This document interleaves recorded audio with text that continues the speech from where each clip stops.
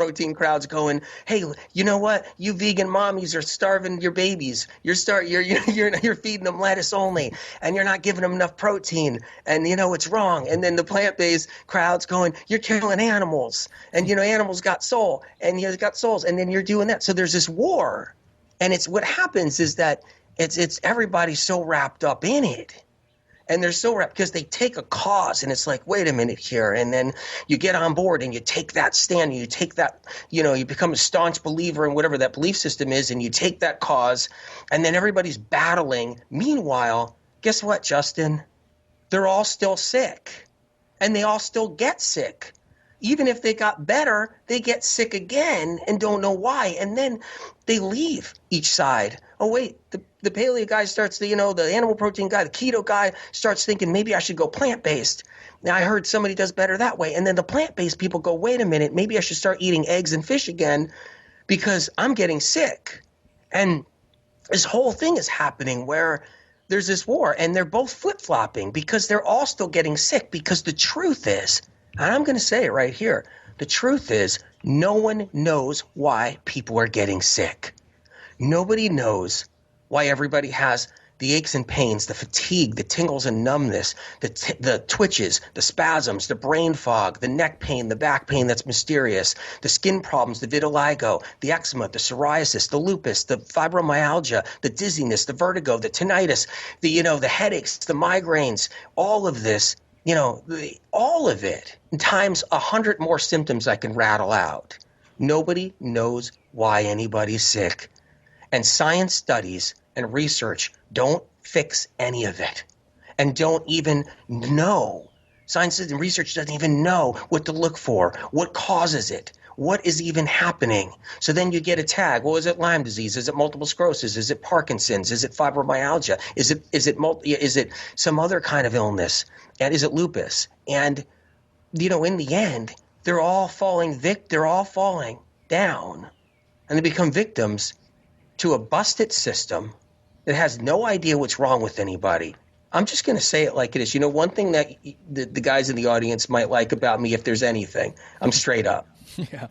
You know what I mean? Like, you may not like me. You may be a person that's like, well, I don't like the fact that he gets his information from this source, and I respect that. Trust me, I respect that. If I were you, I'd say the same darn thing.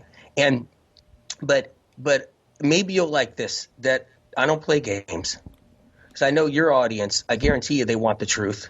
I guarantee you your audience, they don't play games. Like, if I talk to the guys in your audience, I bet you these guys are like the highest integrity. I bet you these guys don't play games. They want everything straight up, and they don't mess around. I mean, and that's how I am. And so what happens is, in the food war department, you got both sides with all that noise battling each other on their belief systems, but none of them know why anybody's really sick. They're playing around with a lot of theories. They're throwing food science at each other left and right. And the research and studies that they're using, they're trying to outbeat each other. So the paleo high protein guy, animal protein guy, keto guy will throw all these research and science studies that they can possibly find from a broken system, plant-based vegan people, and the plant-based vegan people will throw all their paid-for studies too about why veganism is better, why plant-based is better, and they're both using science that's paid for by both parties, and they're playing offense and defense, and they're just doing this whole thing, and they're throwing this whole thing back and forth. Meanwhile, the science and research doesn't know why they're sick. They don't know why they're sick. They think they do once in a while when they get told they have SIBO, or they get told they have this or that, and they're going to do this cleanse, or they're going to do this thing, or a water fast, or whatever they're told to do. And in the end, they're still swimming blind and still flying blind. And I always say, you know what? You can come back to the medical medium information later on, after you've been so tired and exhausted about all the games, after you're done playing the games. You know what I mean? You're a staunch believer in your belief system, and you're just saturated in the games for a while, and you're playing them until you're sick, and you're getting a little better, then you're sick again, and whatever it is, that 5 years later on, you'll find the medical medium information after you've been to 20 doctors, and you'll be able to find the real answer. And if you can put aside the whole fact, the fact that I don't have that university degree or I'm not a doctor, if you could put that aside and just say, you know what? I've been to 20 doctors. I've been through hell and back. It's time for me to rise out of the ashes. I need information that comes from someplace else above the noise, someplace else that's above the noise, because I got to get out of this crap and I got to get better. And, and that's the whole thing. I've never been part of the food wars. I want everybody to know this. And I'm not just a fruit and vegetable guy. I'm not just all plant-based. I'm not just all animal protein. So if you got somebody in the audience is like, what is this guy? Wait a minute here. Is he plant-based guy? Is he just all about the plant-based thing and that's the way to go? No, I'm not. Is this guy all about the animal protein? It's just, no, I'm not. Or the keto? No, there's no belief system I hold. I just hold answers to why people are sick, ways to get better, no matter what side you're on. So that's the whole point. No one's been doing that. I'm waiting. The plant-based doctors aren't doing that. They're all about trying to prove how smart they are with their books and all that stuff they're doing because they're trying to prove, no, it's the plant-based stuff. You could reverse heart disease. You could do this. I get it. It's all great stuff. And the same thing with the paleo animal protein doctors too. And, they still want the animal proteins in and all that. And they're also trying to outprove everybody. They're trying to outprove the plant protein crowd. Those authors are trying to put their books out like, no, here's why we're sick. It's because of this, or it's because of a lectin, or because of that. But that's just these belief systems in their diets. What about the truth about why people are sick and then knowing what to do once you have the fact that you know why they're sick? So you got to know why they're sick. That's half the battle won. You have to know what to do for it. That's the other half battle won. That's how you win. It's not a belief system. It's not about, taking a side or taking a side. I'm not in the food wars. I'm free from it, free and clear from it. And it matters. That's how you save lives. Mm-hmm. So I want to dive into some specific things. I mean, there's so many, like you mentioned a moment ago, dude. I got Cleanse the Hill right now, which I mentioned a moment ago. I haven't. Yeah, that book's a heavy book. Is that heavy? This is heavy. This is big, man. This 500-600 pages That's or something. All man. Unique information, Justin. It's all unique. It's all original. And I want to say this, okay? My publisher would never, ever in a million years let me get away with putting that much medical information in a book without citing where it all went from, where it all came from. And you'll see there's no citations in that book. It came from above. It didn't come from some plant-based or paleo-based doctor's books or their information or some study or no. This is unique information that's already starting to save lives now that the book's come out. And my publisher would never in a million years. You can't do that. You have to cite, where did that medical fact come from? It better come from a citation. No, it's all original. And so I think, yeah, but that book's heavy. You feel it's a textbook. Oh yeah, man. I'm excited about it. I'm a little overexcited about it because it's such a great. There's so much in here, but some of the things you talk about in the book and then other things I've seen you talk about, we're talking about Alzheimer's disease, cancer, cold and flu, of course, diverticulitis, fibromyalgia, as you mentioned a moment ago, hormonal problems, HPV, mono, MS, Parkinson's, I think I mentioned that, tumors. There's so many things in here, man, that you have incredible information on. I want to dive into some of those things in a moment. Can you just talk about, though, real quickly, that day when you were like 4 years old, what actually happened to you, and how does the spirit of compassion, which I'm very familiar with, but I don't know if all my guys are familiar with, how does spirit actually speak to you? I know you've heard like it's a voice in your head. Is it always there, like constantly, and you can't turn it off? Or do you guys have a relationship where he's like, when you talk to him, when I'm awake, spirit, that's when you can talk to me, but when I go to sleep, man, you got to shut it down too? How does that work? Yeah, I wish I can shut it off. It's not possible. The funny thing is I could be in a field alone out there, somewhere, and or in nature somewhere, and you can't turn it off because all I need is a plane to fly by, and I'll start getting some readings, and it's a voice I hear on the outside of my ear. And I wish it wasn't that. There's people in the spiritual world where they get information, it comes in, and it's in their head.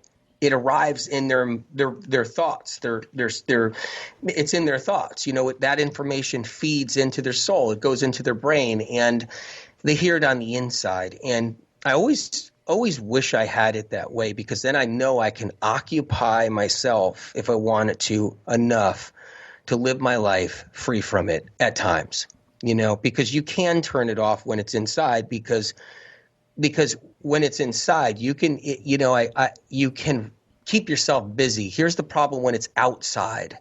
It's a voice as loud as your best friend, yelling into your ear if you're in a movie theater. Wow. And, Yelling he's too. right next to you, and someone's like basically, loud, "Hey, Justin, Yeah. what are you doing?" And you're hearing it perfectly clear. So it's a voice that you hear on the outside of the ear. And it's separate from me. I could take my hand, move my hand over my ear, and I can block a little bit of it because it's coming from the outside. Wow. And I mean, I tried everything I could when I was younger to just block it by making noise, I mean, when I was younger, I did everything I could. I picked up a drum kit. I played drums because I figured, and the drum kit definitely knocked out, you couldn't hear Spirit of Compassion because you're just cranking on a drum kit, And I tried to do things, when I was, 15 years old, trying to get the noise loud around me so you can block them out a little bit.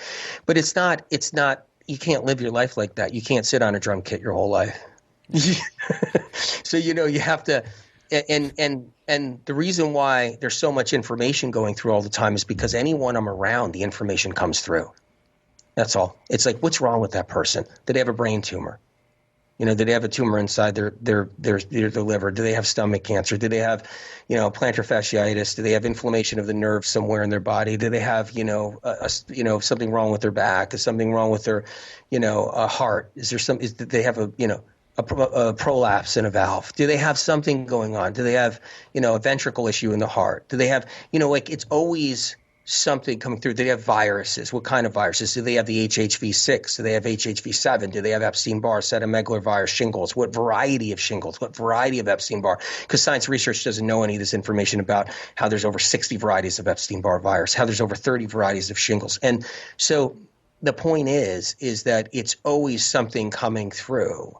Does this person have diabetes? Are they pre-diabetic? Is their liver messed up? Is their liver clogged up? Is their bile working good enough? Do they have enough hydrochloric acid? Do they have streptococcus bacteria causing their acne? Do they have streptococcus bacteria causing their UTIs? Like, it's never ending. And it's like you just learn to live with it, but it's never easy. And so, and the Spirit of Compassion picked me, and I realized that, and I think it was a gamble, really, to pick me. Really? I think it was a gamble because I could have gone either way. I could have just decided to just jump ship easily, because how do you live your life like this? But I think the gamble went the right way. I hung in there. Because, when you're getting the discrimination and you're getting the flack and the BS and you're getting the heat and you're getting, like all of it for actually being able to hear a voice, being able to do what I'm doing, getting the message out, it's not all roses. And it's not a walk in the park. It was never easy. And I think that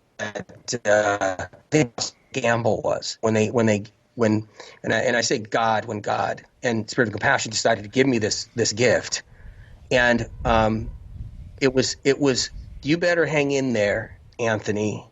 You better stay alive. You better withstand the beatings, and whatever else comes with it. And because this gift is for everyone. So you have to realize that. You can't be selfish. This gift isn't yours. It's not for you. This gift is for everyone out there. They need it. So you better stay strong. You better be tough. You better be able to withstand it. You better be able to withstand all the BS and discrimination and everything else, the crap thrown at you. And you better be strong. So you're strong for everyone else who needs this gift, because it's for them. It's not yours.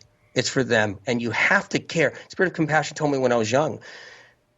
Spirit said, you have to care. That's the Spirit of Compassion said. You have to care. I said, I don't want to care. I don't care. Why should I care about anybody else? Why should I care about why should I care about everybody? Why should I care about people I don't even know, people I've never even met? And Spirit of Compassion said, there's